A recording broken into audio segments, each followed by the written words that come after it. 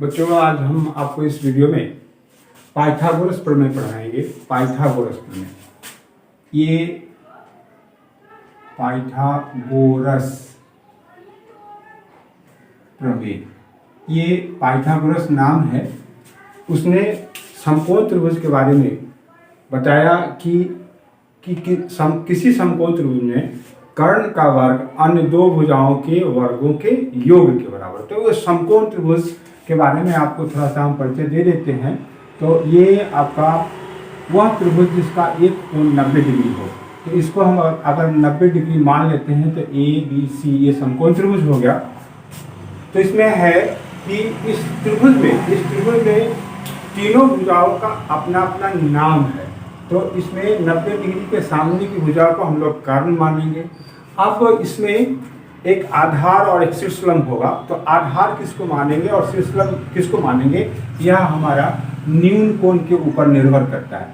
ये न्यून कोण, अगर कोण ए की चर्चा होगी उसी फिगर में, उसी समकोण त्रिभुज में अगर ए कोण की बात करेंगे तो ये ए सी आपका कर्ण, वो हमेशा कर्ण सबसे बड़ी भुजा होती है, और ए बी आपका क्या हो जाएगा, आधार हो जाएगा, और तो फिर बी सी शीर्षलंब होगा। और अगर बी सी की बात करेंगे, सी कोण की, न्यून कोण की बात करेंगे तो ए सी आपका कर्ण होगा और बी सी आधार हो जाएगा, तो फिर ए बी आपका लंब होगा। तो ये पहले इसका कॉन्सेप्ट क्लियर कर ले। इसके बाद तब वो थ्योरम क्या कहता है, पाइथागोरस ने क्या बताया, किसी समकोण त्रिभुज में किसी समकोण त्रिभुज में कर्ण का वर्ग अन्य दो भुजाओं के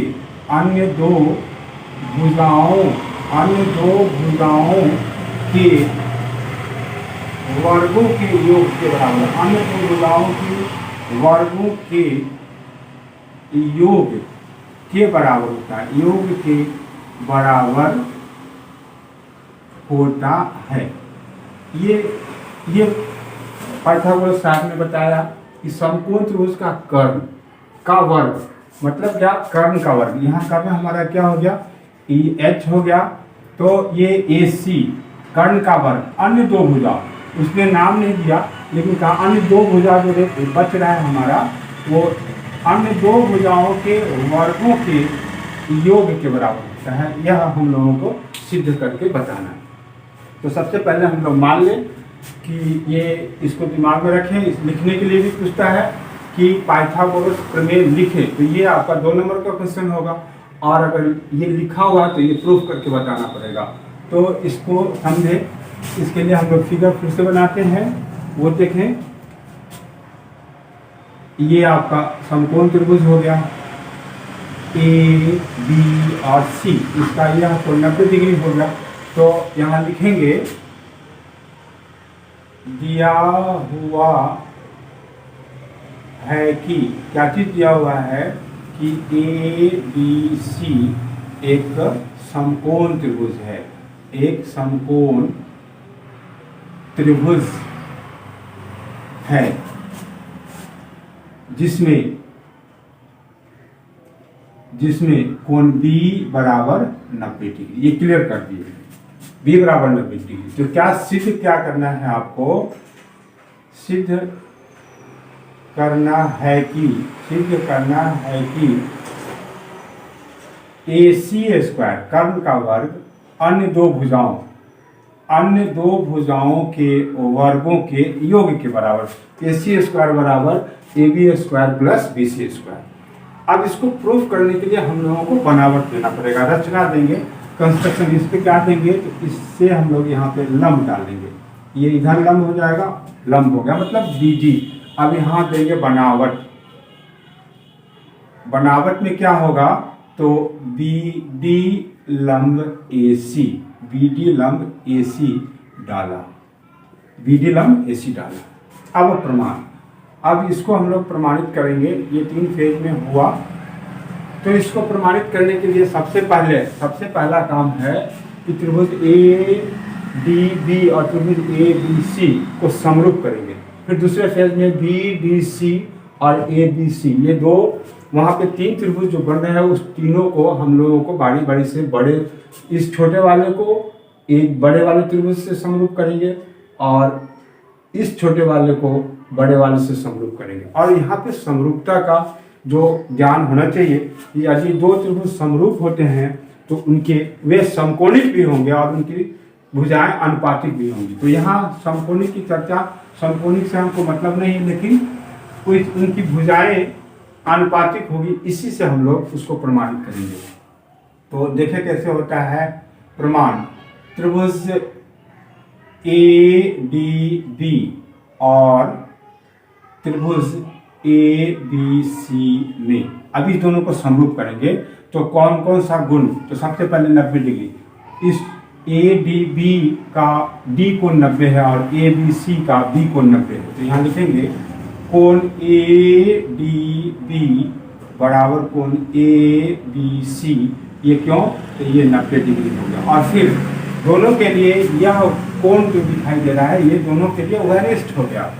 तो यहाँ लिखेंगे कोण A बराबर कोण A, कॉमन है तो ये हो गया उभयनिष्ठ।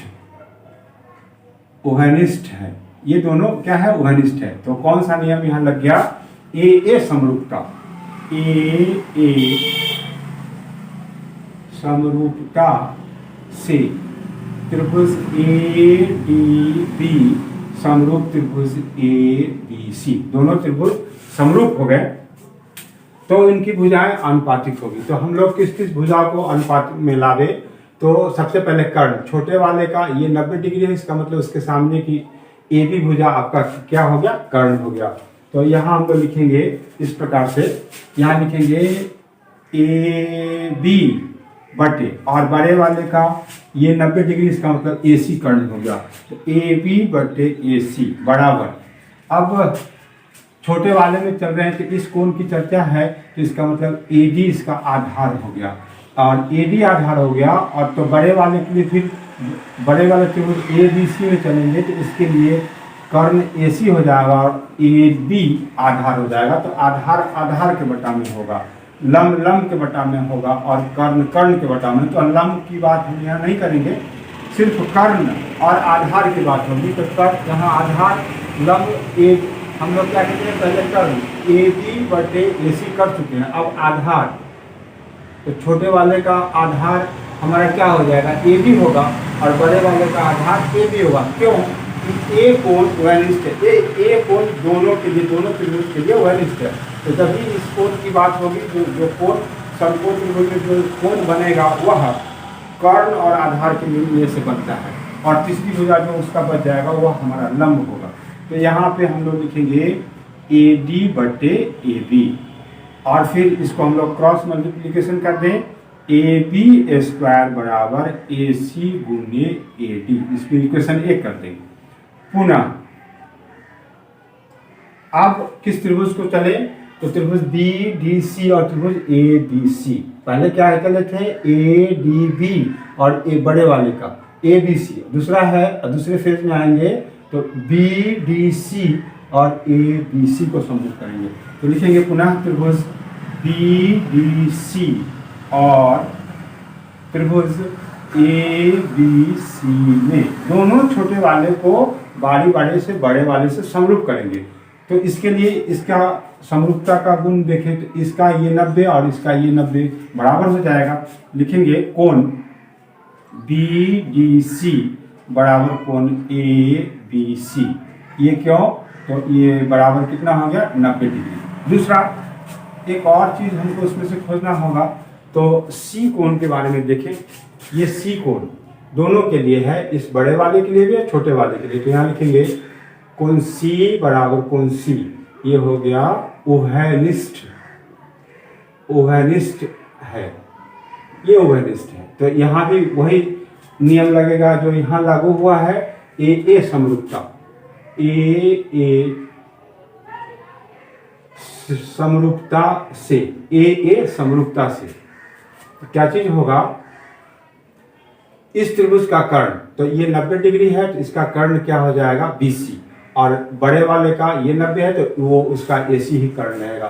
तो ये हो जाएगा BC बटे AC बराबर अब इस छोटे वाले का आधार, तो इस कोण की बात कर रहे हैं तो छोटे वाले का आधार क्या हो जाएगा CD, और बड़े वाले का आधार क्या होगा BC। तो ये हो जाएगा CD/BC।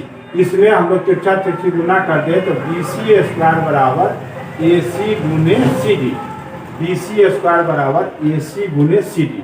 ये आपका दूसरा हो गया। अब हम लोगों को अब यहाँ से बहुत ही आसान हो जाएगा, दोनों समीकरण को जोड़ दें।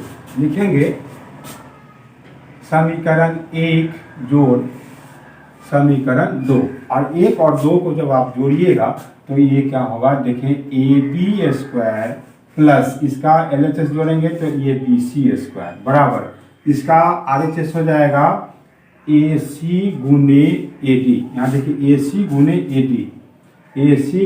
AD प्लस इसका हो जाएगा AC गुने CD।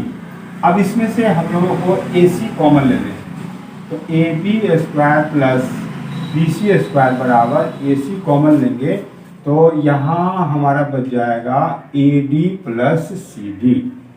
अब AC यहाँ हो गया। अब AD और CD को देखें, AD और CD इसको अगर हम लोग जोड़ते हैं तो हमारे पास क्या आ जाएगा AC, और AC और AC को गुना कर देंगे तो AC²। देखिए कितना आसान है। कर्ण का वर्ग अन्य दो भुजाओं के वर्गों के योग के बराबर होता है।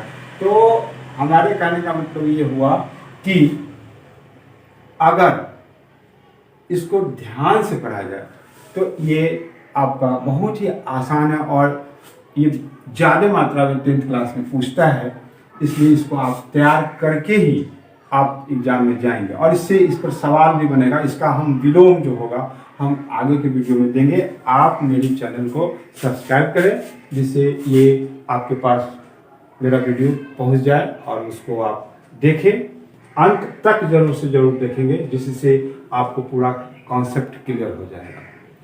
अब अगला आगे की वीडियो में हम आपको इसका विलोम देंगे। उसका विलोम कहता है कि किसी त्रिभुज में बड़ी भुजा का वर्ग अन्य दो भुजाओं के वर्गों के योग के बराबर हो तो बड़ी भुजा के सामने का कोण समकोण होता है। ये हम आगे की वीडियो में देखेंगे, देखिएगा।